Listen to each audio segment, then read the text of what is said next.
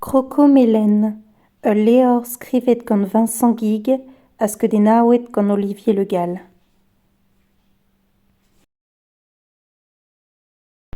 Malheurus eo crocomélène. Glas eo an ol crocodilet. A mélène eo ha. Pen kil a troat. Ouah, pegen malheurus on, a lar crocomélène. Gouzout a ran petra ober, gant liou-gwer, emaon o vont da liv a ma c'horf. Setu ar glav o tont, plik, plok, plik, plok, plik, plok, a padadao, aet eo a liou kuit.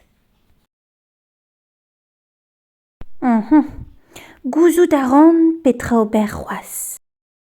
Gant delioù glaz e fardenn tiliat. A setu a vel bremañ. Fiou, fiou, fiou, a badadao. Nijet eo kuit I wisk amant ken ker. Ouah, pegen malheurus on, a lar crocomélène. Ur vouez glav a grez tout. Perak moutol va crocomélène, a c'houlenn crocorus, hag a zo a ze kichen.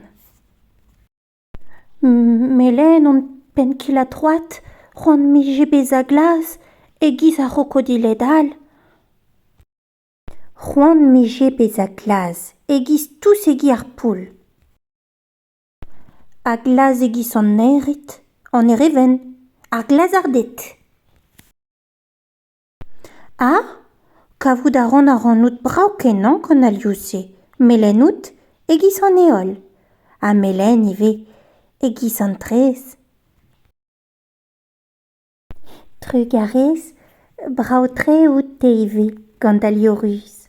Mous c'hoarziar a crocorus a crocomélène an eil de gile. Abaoe an deise eo eurus crocomélène. Trivi a zo en em gavet gant crocorus zo ken. Eno tri crocobihan, nint na mélène, na glas, na rus. Fellout a ra dit gouzout? Selta, orangez int.